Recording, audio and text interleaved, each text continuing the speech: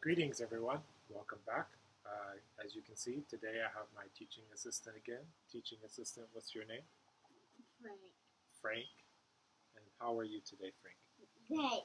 Great. What are you holding? Six. You're holding some sharks? Well, great.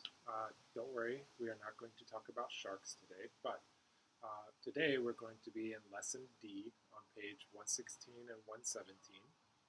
So as I am talking, maybe find your books and get to page 117. Um, it's been a few days since we were last together, and I hope you were well. I hope you've been well. I hope you're healthy um, and staying healthy and trying to stay home and not get sick. Always wash your hands. Um, I got to see some of you at our drive-through at the school. That was very good to see you. It was good to see your smiling faces and just to be around you again. And I look forward to when we can be in a classroom together again sometime soon.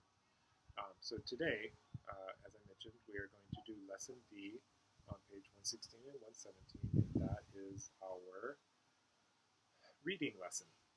And so, if you have not read your story yet, go ahead and read it, because what we're going to do on the rest of the video is go over the story and talk about the story and listen to the story being read. So, if you haven't done so already, pause the video now and read the story. Okay? So, go ahead, pause.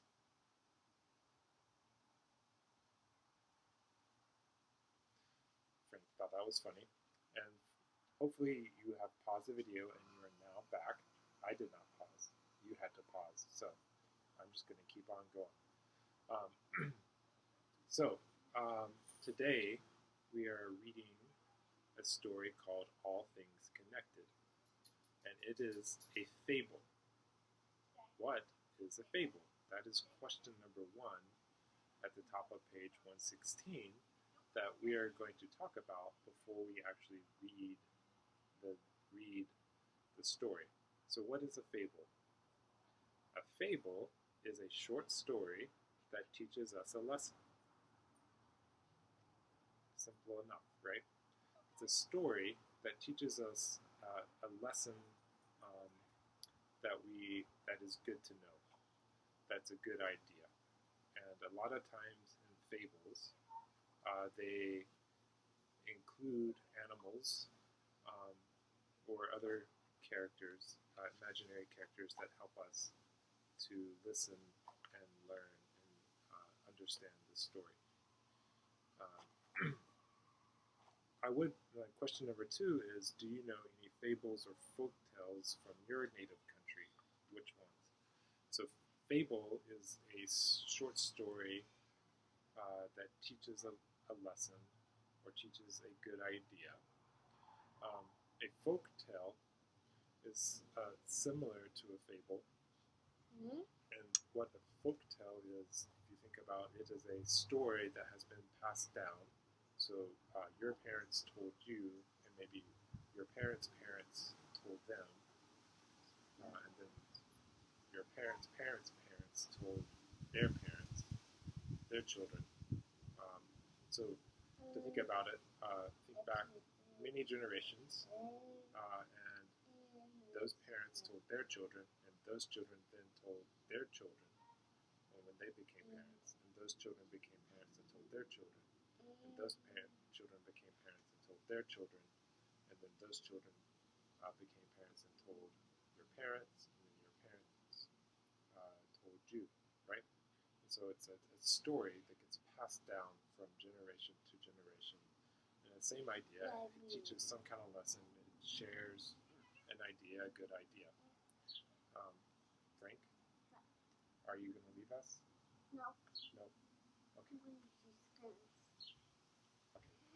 He's scooting off. Teacher's assistant is going to go help us in a different way.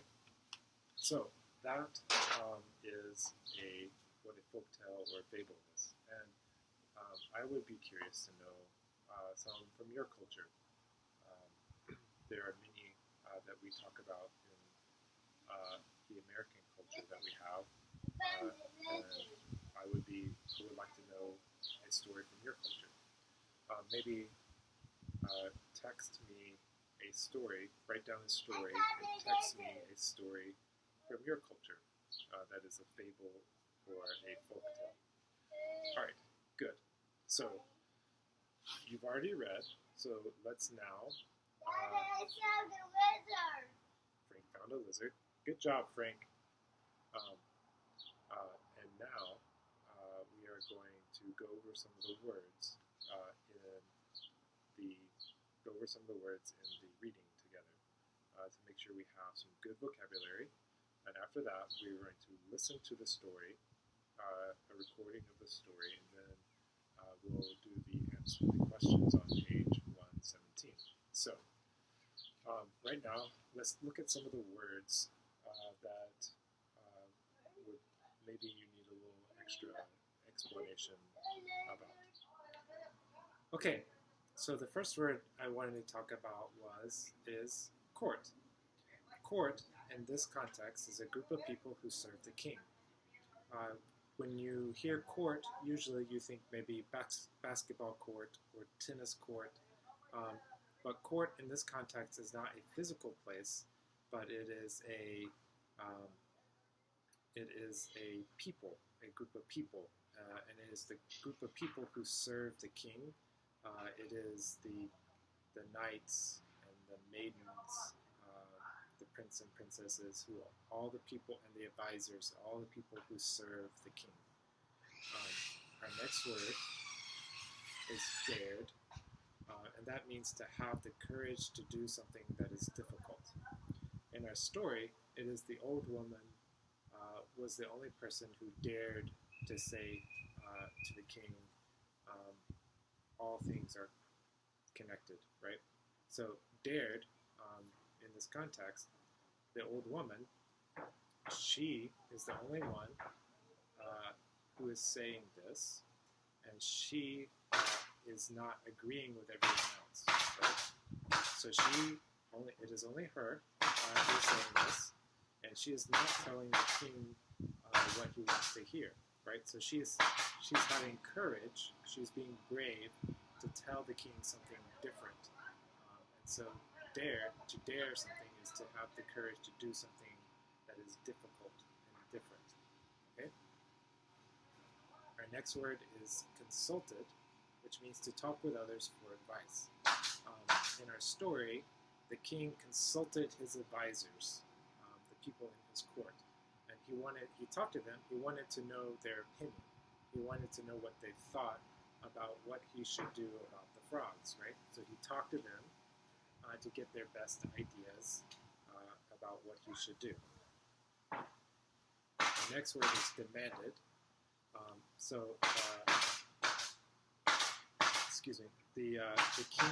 The chief demanded an answer from the old woman. And so all his other advisors had answered him of what he should do, and she had remained silent. She kept silent. And so he demanded that she answer him. So to demand is to command, so to tell someone to do something, or to ask or request with force. It's more like command. Command someone to do something. You're almost forcing them to do something for you. Our next word is concluded. So in that same paragraph, after he had talked to the advisors, after he talked to the old woman, he concluded. He made his decision. He decided what his decision was going to be. Next is multiplied, and in this context it means to grow quickly, and we're using it as a verb. If you help your children with their homework, math homework specifically, they do multiplication, but this is the same idea, but we're doing it as a verb, and it just means to grow quickly. So you have, instead of 1, 1, 1, 1, it's like 3 times 3 times 3, and just growing bigger and bigger and bigger very, very, very quickly. And the mosquitoes multiplied or because there are no frogs, the mosquitoes began to multiply. So they started to grow very quickly. The number of mosquitoes grew very quickly. Our next word is miserable. With the frogs, because there are no frogs to eat mosquitoes, the mosquitoes came into the village, and the mosquitoes made the people very miserable. That means that they are not very happy, and they are not very comfortable. Think about Texas in the summer. It is very hot, especially July, August. We have temperatures in the hundreds, and it also not very much rain, so it is very dry. And so there is not, we cannot find safe place from the heat very easily. Cannot turn the air conditioner way up because that would cost more money. And so everyone is hot. They are tired because of the heat, and they just want to be cool. Maybe drink lots of water. Maybe be in a swimming pool, but there's no swimming pool. And so think about that situation and how you would feel. You would feel miserable, right? Or maybe the way you feel right now. You cannot go home. You cannot leave your home. Your children have a lot of energy. There's not a good way for them to exercise, and you are responsible. You have to teach them their school lessons. No one is happy. Everyone feels very stressed. So everyone is miserable, right? So maybe you can relate to this word. Our next word is summoned. I apologize, you can't see it behind my little bubble, but summoned, S-U-M-M-O-N-E-D, means to call to oneself, right? If I summon my children, I want them to come to me. And so in our context, the chief summoned his advisors and to come to him so he can talk to them. Our next word is forced, F-O-R-C-E-D, and that just means to make to do something, make someone to do something or something to do an action. I cannot force you to do your ESL lessons. I cannot make you do that.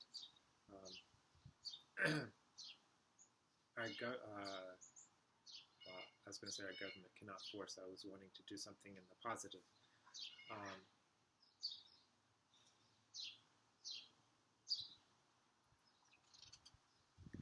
Sometimes I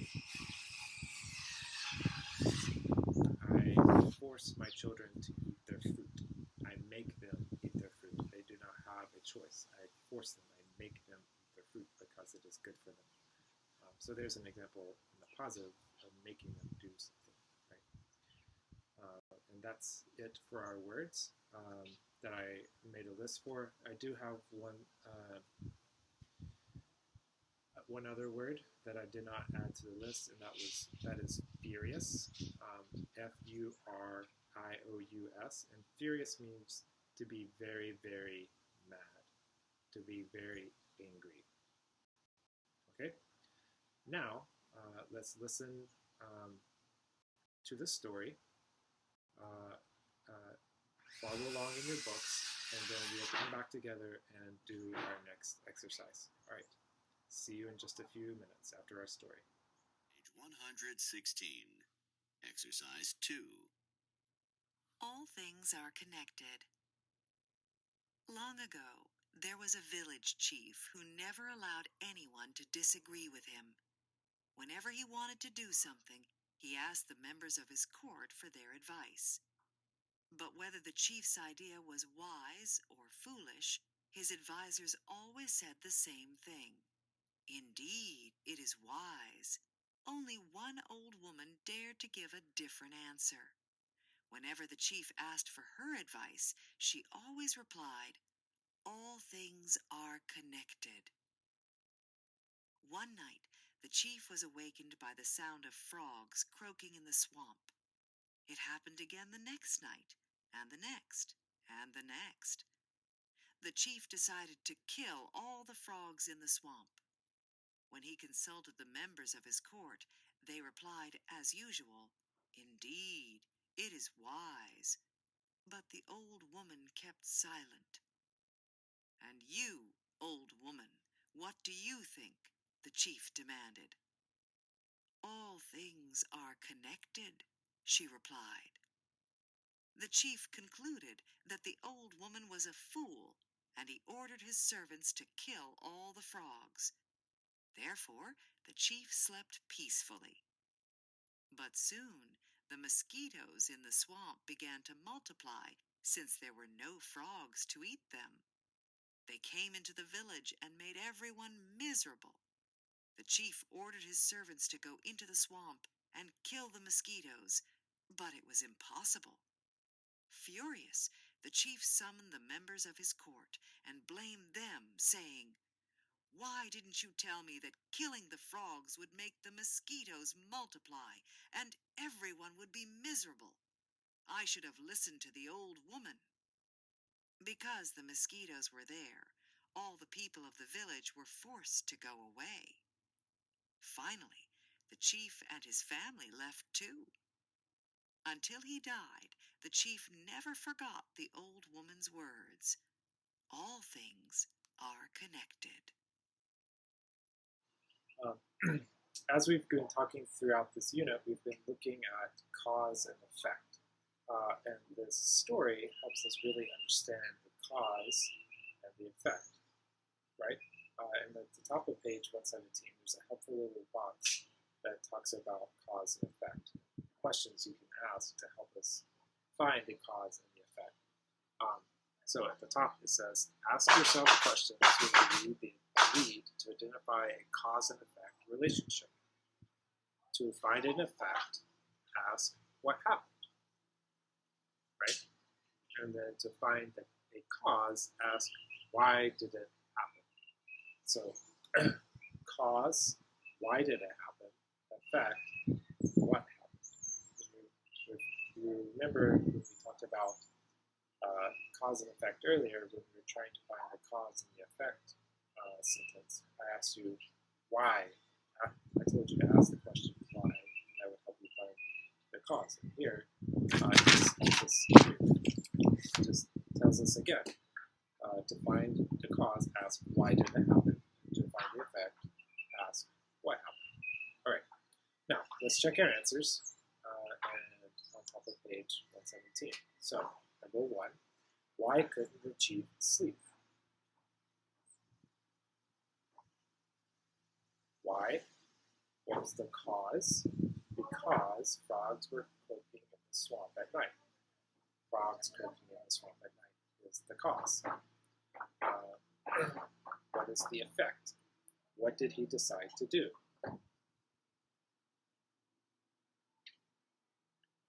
The kings decided to kill all of the frogs. So, what is the cause? Frogs croaking in the swamp at night. What is the effect? The king decided to kill all the frogs. Number 3, what did the members of his court say? They said, "Indeed, it is wise," meaning they agreed with the king. Whatever the king said, they agreed. So whenever he had an idea, they would always say, "Indeed, it is wise." Yes, you are right. Whatever you say is good. Number 4, what did the old woman say? All things are connected, which is the title of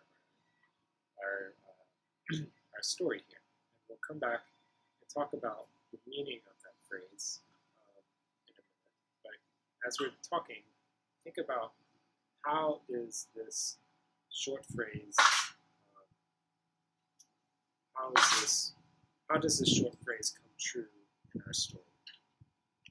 Next, question number 5, what did the servants do? The servants killed the frogs. So, what was the cause of the king not having sleep? The frogs croaking in the swamp. What is the effect?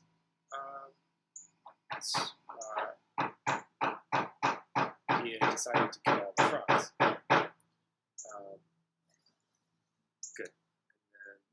decided to do it, and those are the effects. So what happened as a result of the servants killing the frogs? Well, at first the king slept peacefully until the mosquitoes came. And because there are no frogs to eat the mosquitoes came into the village and made everyone miserable. So here we have a new cause. The servants killed the frogs. And what is the result? What is the effect? The king slept peacefully, but then mosquitoes came and took over the village. The mosquitoes came and made everyone miserable. So new cause, so kill the frogs, and then in effect, the mosquitoes came into the village. So number 7, why was the chief furious? What was the cause of the chief being furious? Why was the king furious? The king blamed the servants for not telling him that killing the frogs would cause mosquitoes to increase. So what is the cause of the king being very mad? He said it was because the servants did not tell him that killing the frogs would make mosquitoes increase. Right. Number 8. Why did the people leave the village? So what was the cause of the villagers leaving the village? The villagers could not kill mosquitoes, so they had to leave the village, right? So what is the cause of them leaving the village? The villagers could not get rid of the mosquitoes, and they left. There were too many mosquitoes, they couldn't kill them, so they left. That is the cause for the villagers to leave the village. So, number 9. After reading the story, what does the title mean to you? Hopefully you've seen how in the story it's showing us, teaching us the idea, the lesson, that life is connected, right? The king thought, if I get rid of the frogs, everything will be good, right? But he did not think about how life is connected, right? What do frogs eat? They eat mosquitoes. If they're not there to eat mosquitoes, then mosquitoes will become many. So there's an example of how things are connected. And so as we think about the bigger world outside of the story, we will think about how not just frogs and mosquitoes, but there are many things that are connected. If you think about our current situation with the COVID-19 virus, there are many things that are connected, right? All things are connected. If you think about where the virus came from, it came from China, and then it has spread all over the world, right? So the whole world is connected.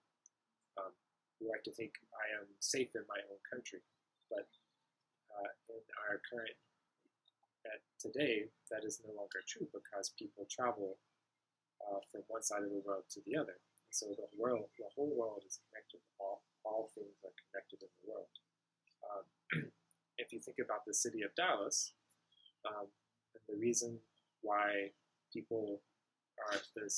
city wanted people to stay home, and why they wanted people to wear masks, and why they told people to wash hands is because we are all connected, right? Someone sick who lives in another part of the city might go to the store where we shop, who's sick, does not know it. They give us the germs, and then we go home, and then we give it to our family, and then our family maybe gives it to someone else, right? And you start to see how all the people in the city are connected in a way that we cannot imagine. And so I think as the story tells us, all things are connected, whether we can see them or not. Many things are connected, and we need to be careful because we think if I can just remove this one problem, all my problems will be okay. But as this story tells us, whether we can see it or not, that does not make it true, because many things are connected. All things are connected, and one thing may lead to another, just because we don't think of it, right? So all things are connected. Good. So I hope that was a helpful review of the story, and I hope you were able to answer all the questions before I got to them. Let's look next at our part B on page 117. It says, B, build your vocabulary. In reading the passage, underline the words from the chart, and then part 2, use a dictionary or thesaurus. Write a part of speech. Write an antonym for each word. Okay, what is a thesaurus? A thesaurus is like a dictionary. So a dictionary, you find a word, and you find the word, and you find the meaning of the word. It tells you what the meaning is. A thesaurus looks like a dictionary, and it's organized like a dictionary. So you can open the book, the thesaurus, find the word you want, but instead of telling you the meaning of the word, it gives you other words that have a similar meaning, and maybe also, if it is a good thesaurus, it'll give you antonyms. What's an antonym? Good question. Let's look at the red box where it says useful language on page 117. An antonym is a word that has the opposite meaning. So, for example, good, the opposite meaning of good is bad. If we have hard, the opposite meaning or antonym of hard is easy. Tall, the opposite meaning or the antonym of tall is short. Okay, so what I would like you to do now is to pause the video after my instructions. I want you to underline the words in the first column where it says wise, connected, peacefully, multiply, miserable, furious, and summoned. I want you to go back, underline those in the word, in the paragraph, the story, and then decide, is it an adjective, an adverb, a verb, or a noun? And then try to think of a word that is the opposite of the word that they gave you. So the first word is wise. If you go back to our paragraph, our story, it's in the first paragraph, and the sentence is, but whether the chief's idea was wise or foolish, his advisors always said the same thing. So let's see how it is used. We have the be verb, was, and idea was wise. Wise is describing idea. What kind of idea? Wise or foolish. So wise here is an adjective. And then it gives you the antonym, foolish, right? So what I would like you to do is now to pause the video and go back and find all the words, decide if it's an adjective, adverb, noun, or verb, and then come up with the antonym, the opposite, a word that means the opposite of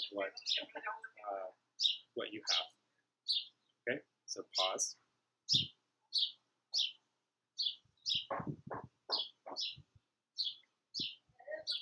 Your video didn't really pause. I can sit still. I can sit that still. All right. Hopefully you have paused it and you are now back with me. Let's go over these. Our second word is connected, and that is in the last sentence of the first paragraph. All things are connected. Again, we have a be verb, and so which tells us that sometimes the adjective is after the noun, and so what kind of things? All things, what kind of things? Connected things, right? So it's going to be an adjective. And what is an antonym? disconnected. Right? And here's the use of a prefix dis to mean not connected. Right? So the antonym opposite of connected is disconnected. Right? Peacefully. Full of peace. In the last sentence of the second paragraph, therefore the chief slept peacefully. How did the chief sleep? Peacefully. So peacefully is an adverb. And what is an antonym of peace? So yeah, peacefully means full of peace. And the opposite would be something conflict, something to do with war, maybe, or fighting. Or in the context of this sentence, of this story, the opposite of peacefully, this king wanted to sleep peacefully, he wanted everything quiet. So the opposite would be noisily. Right? Right, let's look at multiply. But soon, this is the first sentence of the third paragraph, but soon the mosquitoes in the swamp began to multiply, since there were no frogs to eat them. Alright, let's look at the sentence. In the swamp, mosquitoes in the swamp began to multiply. Alright, since, if you remember, is a cause, begins a cause sentence, or a cause clause, and so we're going to stop at multiply.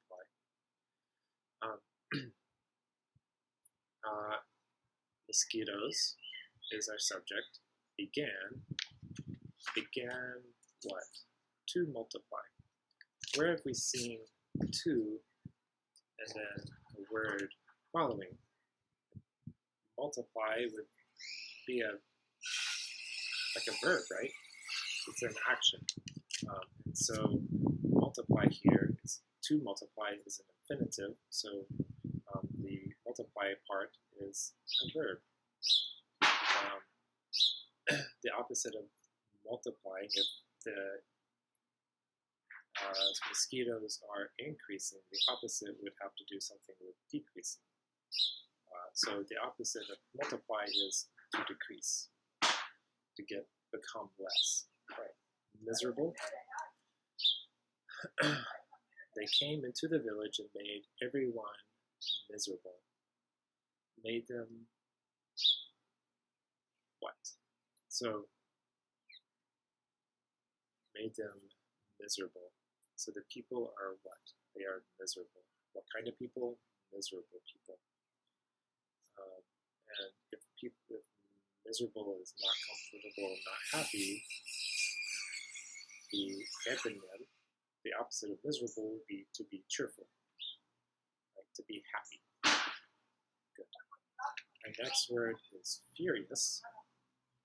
In the middle of the third paragraph.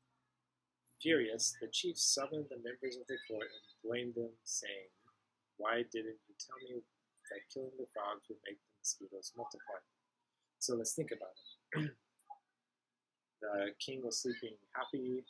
He was happy because they were sleeping well, because of the frogs, but then because of the frogs, mosquitoes came, and now he is not happy, he is miserable. And so now, is he going to be happy? No, he's going to be very mad. He's going to be furious. And this is going to be what kind of king? Chief? Furious chief. And the opposite of furious will be pleased, right? Furious, very angry, very upset. So the opposite would be to be happy, to be pleased with what's going on. All right, summoned. The chief summoned the members of his court.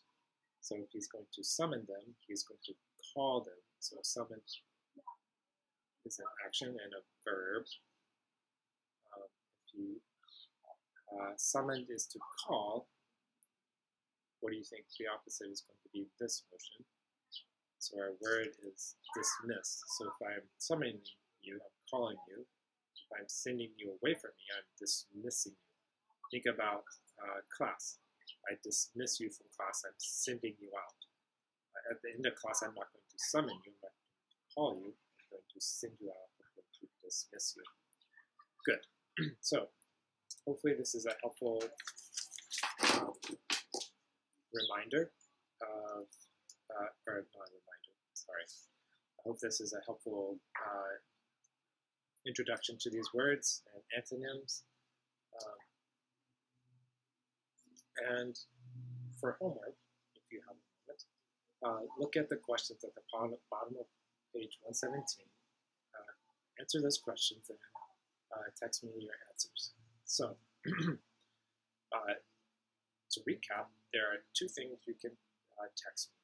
You can text me your answer to question number 2 at the top of page 116, which is the what are fables or folk tales from your culture, and then text me your answers to part C on page 117, those questions. All right, that's it for today. Thanks for being with us. And again, if you have any questions ever about any of my lessons, feel free to text me to ask for help. Ask me to try to explain something again. If you don't ask, I can't help.